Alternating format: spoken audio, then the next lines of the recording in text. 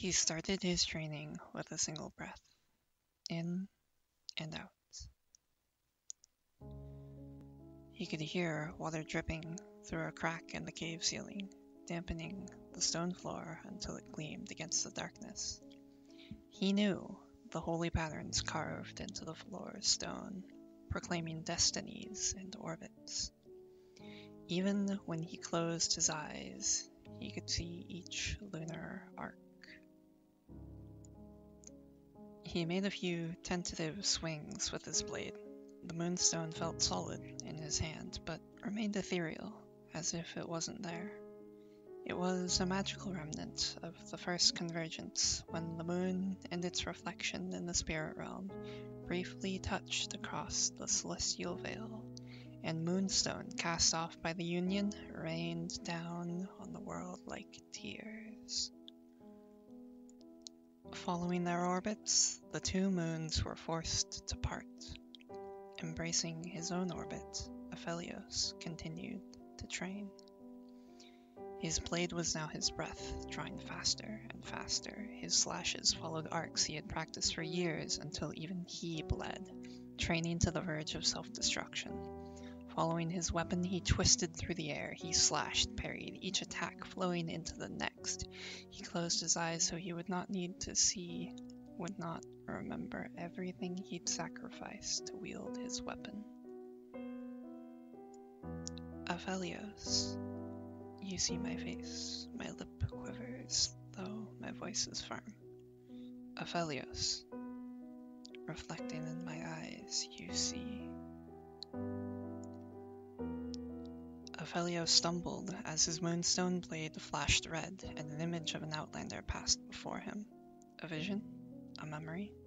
How many times had he killed to not know for sure?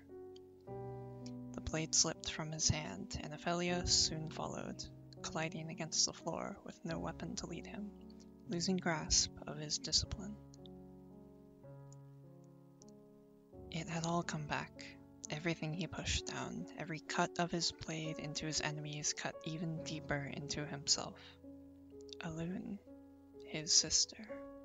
She'd reached across the veil. She'd shown him, but she'd been torn away.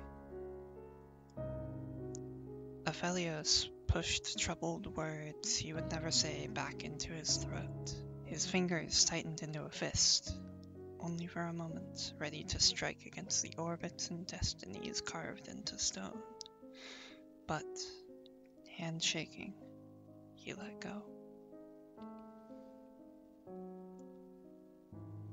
As Aphelios stood and swept back his hair, he noticed the moon had risen, its light shining onto a shrine he kept deeper in the temple, calling to him as it did whenever he was needed. It was time. His faith would be rewarded. The Lunari's power was growing, phasing across the celestial veil, a magic of spirit, of the secrets within. For all of his training, Aphelios could not channel the moon's power himself, but he would not need to.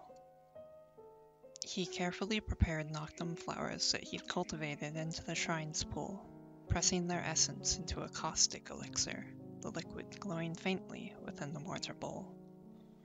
He set aside his training blade and raised the bowl to the moon's light. Then, without hesitation, he pressed the flower's poison to his lips. The agony is indescribable. The pain wraps around your throat. You cannot say anything at all. Everything burns. You convulse in misery. You retch and cough as the poison flows through you, opening you to the moon's power. To me. Aphelios, I whisper from my fortress, and my spirit brushes against yours. You sense my presence across the veil. You raise your hand, knowing that I am too far, that it is the pain you must hold on to. You close your hand around it. It becomes your weapon. I send it to you. Gravitum. Aphelios, I whisper as I feel you cling to the poison that burns you away. knowing why you make this choice, what I ask you to sacrifice. With a final lung-racking gasp, Aphelios emerged from the cave temple into the night. His expression hardened as he fought back the wrenching agony, embracing it and leaving everything else behind him. Mount Targon loomed above and below the temple, stretching in both directions. The howling wind whipped up frozen wisps that shimmered as they faded, dancing with Aphelios' scarf and buffeting his cloak. The light of the moon shone higher still. It would guide him. It was her light shining through the moons. She'd given him what he needed. Gravitum was more than a moonstone blade. In training, he had slashed, stabbed, twirled. To use this weapon, he would do the same, but his reach would be much greater. A simple thrust would unleash its power, his skill and her magic converging. Firing the cannon's black orbs toward a floating rock that was suspended by the Targon's heavenly magic, Gravitum's power slowly drew the island down. With a single leap, Aphelios began running atop the island, his boots casting small drifts of snow into the abyss. Each orb he fired drew another rock close, the floating monoliths colliding behind him as he leapt from one to the next, swiftly scaling a mountain that would take most people days to climb, if they attempted the climb at all.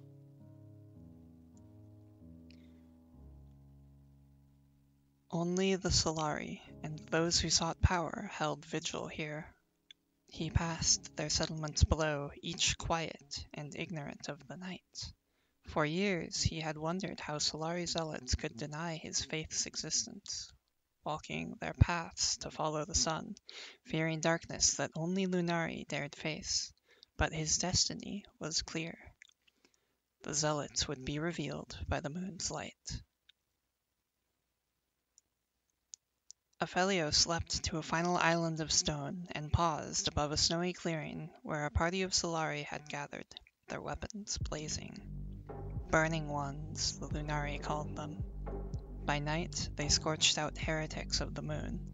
By day, their priests denied there was anything but the sun. Beneath dark hoods, their faces were hidden by flame as impersonal as their judgment. They had surrounded a barbarian cloaked in crimson and steel, the outlander he'd seen in his vision. The moon's light stopped in this clearing. It stopped at the barbarian's feet. Aphelios, I say again, I whisper it to your soul and gather my magic, knowing the only words you want to hear. I am with you. Aphelios dived off the rock island and plummeted into battle, the Burning One's weapons blazing all the brighter as Gravitum's darkness spread among them. Crying out in alarm, the Solari turned to fight but found themselves bound to the ground by a black orb. Aphelios dropped the cannon, and a new weapon appeared in his hand. Severum, I whisper. Landing from his descent without looking away from his enemies' burning faces, Aphelios slashed behind him with Severum, the crescent's pistol beam tearing through the island of stone. Terrified, the Burning Ones could only watch as massive slabs slammed down among them, cut loose by the energy of the waning moon. The survivors quickly spread across the clearing, lashing at Aphelios with their molten spears. Weaving between the blows, Aphelios continued to slash with Severum, and reached out with his free hand to grasp one more weapon as it passed through the veil, knowing it would be there. Crescendum, I say to the night. With a soaring arc, Crescendum cut through the throats of the remaining Solari in the clearing, Aphelios catching the moonstone blade as it twisted around and returned to his hand. In seconds, it was over.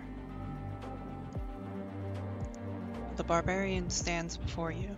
He looks up, gratefully. Beside him, what the Burning One sought, a scimitar curved like the moon. He opens his mouth to thank you, but he sees your expression twist, though you try to hide it. You fight the fear, punching your shoulder where the Burning One's spears cut through your cloak, trying to remember the pain, reaching for it. You don't want to kill him, but you must. Your face is too numb for you to feel the tears. Instead, you feel mine. Aphelios, I say one last time, forcing my voice through the veil. There is a dizzying rush as our orbits bring us together. Through your eyes, I see what Moonlight reveals around the scimitar, why it was abandoned. She is running. We must find her. The crimson-clad barbarian lay in the snow among the Solari. With a gasp, Aphelios fell to his knees. He glanced up at the moon, listening for a whisper only he could hear. His expression dulled again. Without a word, he picked up the scimitar and walked into the night.